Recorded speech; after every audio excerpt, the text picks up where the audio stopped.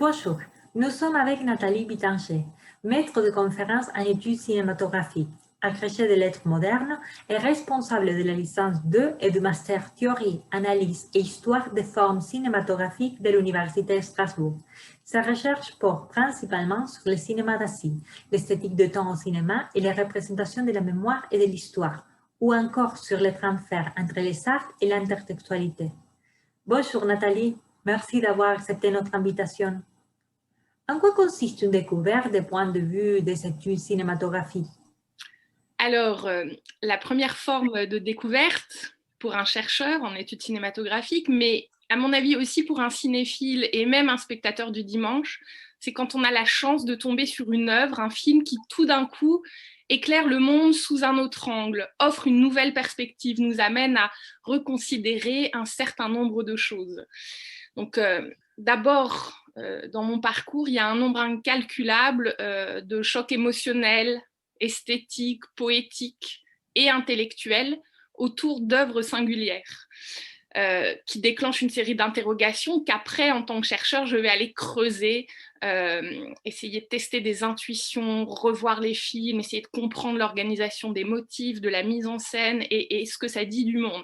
Parce que ce qui est très fort dans nombre d'œuvres cinématographiques, c'est quand tout d'un coup, le monde s'incarne, une vision particulière des rapports entre les personnages, mais aussi quelque chose qui se dit sur le social et l'historique, incarné dans des configurations esthétiques, une mise en scène, un jeu de montage, des corps, la manière de montrer les visages, tout ce qui fait les traits propres au 7e art. Donc, une idée du monde transcrite dans certains traits formels de l'œuvre cinématographique. Alors, je peux vous donner quelques exemples de chocs esthétiques pour moi. C'est par exemple la mélancolie d'Il était une fois en Amérique de Sergio Leone, qui va entremêler les époques, jouer sur le temps, la musique de Morricone, d'Ennio Morricone, qui va porter ce rapport nostalgique à un passé englouti, quand Noodles, le personnage joué par De Niro, va retrouver ses anciens amis, les amis de son enfance dans le New York des années 20, des années 30, et entre eux, il y a le gouffre du temps, il y a tous les drames et les tragédies qui se sont immiscés.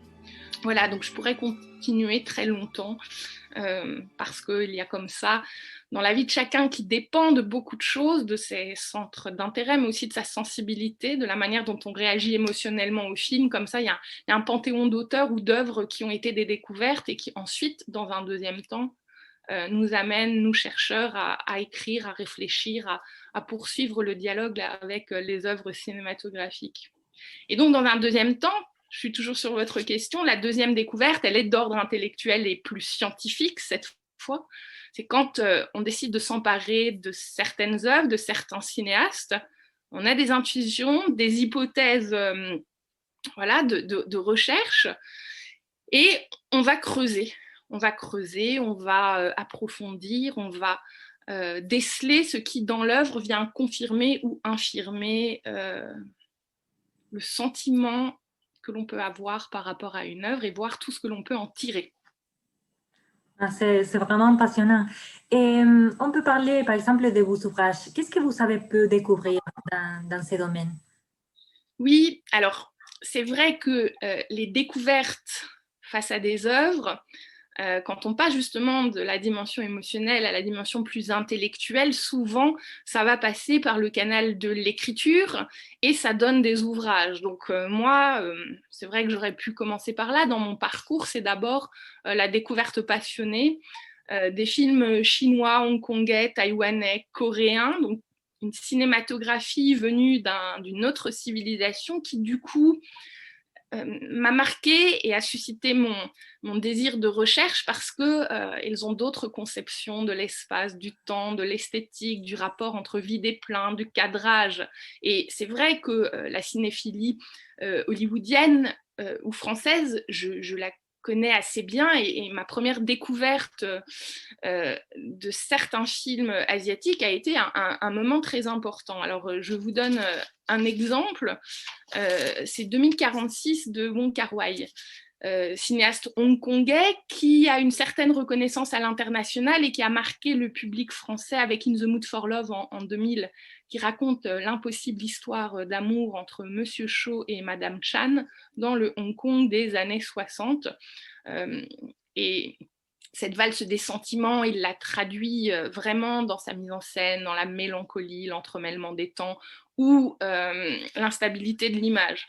Et 2046 était censé être la suite, ou plutôt une variation sur In the Mood for Love, mais en fait, Wong Kar-wai adore prendre à contre-pied les attentes de ses spectateurs, et dans 2046, qui est un film puzzle assez complexe à la première vision, on retrouve Monsieur Cho, qui est passé d'amoureux romantique à séducteur impénitent, qui par ailleurs écrit des romans de science-fiction.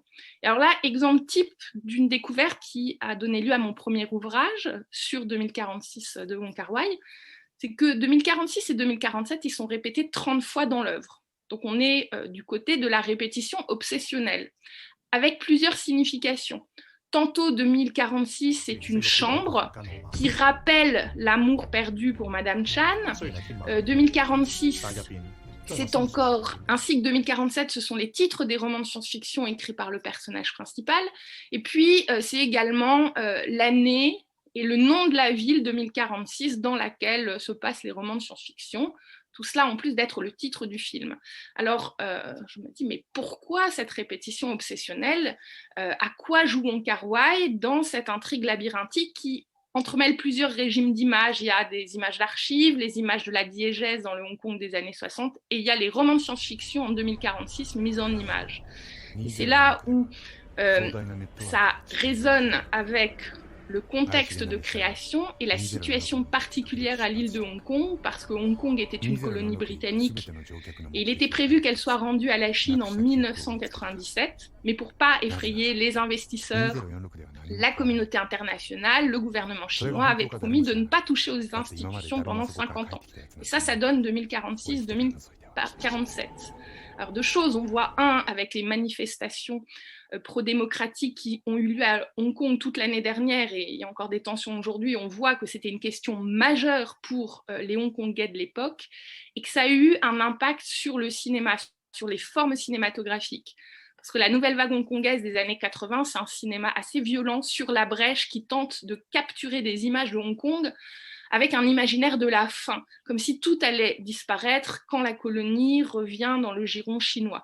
Et donc, dans 2046 de Wong Kar-wai, découverte après analyse, après avoir revu plein de fois l'œuvre, on se rend compte qu'il y a une mise en scène indirecte de l'histoire et que la réflexion sur l'histoire d'amour malheureuse ou l'instabilité du récit et des images, en fait, c'est une réflexion indirecte sur le devenir incertain de Hong Kong. Alors ça m'a passionnée. Et pour vous dire, en fait, la joie de la découverte, c'était une intuition. Pour moi, elle a été corroborée après mes recherches par le système interne de l'œuvre, les indices objectifs qu'il dissémine. Donc, mon intuition subjective de chercheuse, elle s'est transformée. Donc ça, c'est un premier exemple, mais je peux vous en donner d'autres. Là, je viens de finir un ouvrage sur Ang Lee, ce cinéaste taïwanais qui a eu une carrière formidable à Hollywood, donc un des premiers cinéastes issus de cette toute petite île sur la mer de Chine qui arrive à percer la forteresse Hollywood. Et alors là, c'est la totalité du cinéaste et de sa filmographie. J'ai étudié ses évolutions stylistiques de son premier à son dernier film. Et Ang Lee, c'est un cinéaste adepte des grands écarts. C'est tout l'auteur et toute sa filmographie qui est une découverte en soi et qui m'a permis de creuser les hybridations entre l'Orient et l'Occident. Ang Lee, c'est quelqu'un qui adore mélanger des références chinoises, notamment à la cosmologie, à la poésie, à la philosophie du yin et du yang, avec des esthétiques occidentales. C'est lié à son parcours. C'est donc tout ce continent filmique du cinéaste qui a été ma dernière exploration et découverte. C'est vraiment passionnant. Et on peut le voir dans votre visage, mais vous pouvez décrire l'émotion qui a accompagné cette découverte? Alors, c'est difficile de décrire ces émotions, mais je vais essayer. Au départ, il y a un amour du cinéma mais de tous les arts, mais particulièrement du cinéma. Donc, il y a un engouement pour voir des films, et puis parfois on est déçu, et puis parfois, comme je le disais, on trouve un cinéaste qui arrive à incarner telle ou telle question que l'on peut se poser, des questions existentielles. Le cinéma permet de vivre par procuration des existences imaginaires et d'essayer presque philosophiquement et esthétiquement plein de propositions de vie. Ça, c'est très intéressant. Donc, d'abord, c'est l'enthousiasme. Et c'est vrai, même avec mes étudiants, on adore échanger sur les films et précisément expliquer pourquoi à un moment telle œuvre a fait fonction de révélation, découverte, met à jour par des jeux de mise en scène tel ou tel aspect. Donc il y a cette dimension. Et puis quand on a une intuition intellectuelle qu'on creuse, qu'on cherche et qu'on a l'impression à un moment de trouver, d'avoir assez d'indices objectifs disséminés par l'œuvre elle-même, alors là, il y a énormément de joie, d'abord, de stimulation intellectuelle et une envie de se confronter à des corpus toujours plus larges. Alors, il y a un dernier type d'émotion qui me vient en tête, c'est moi, quand j'ai la chance de pouvoir m'entretenir avec les cinéastes ou avec d'autres chercheurs des études cinématographiques, parce qu'on est tout le temps dans le dialogue permanent, qui partagent leur lecture, leur vision des choses. Là, il y a cette impression de dialogue, donc avec les films ou avec les cinéastes. Les fois où j'ai pu rencontrer des cinéastes, par exemple Isao Takahata, qui nous a quittés il n'y a pas très longtemps, voilà, le dialogue avec le cinéaste sur ces films d'animation magnifiques comme La Princesse Kaguya, c'était un moment d'intense émotion, qui est à la fois affective et intellectuelle. Merci beaucoup, Nathalie. C'est vraiment passionnant. Merci d'avoir partagé votre connaissance avec nous. Merci à vous, Luciana. Ça m'a fait très plaisir.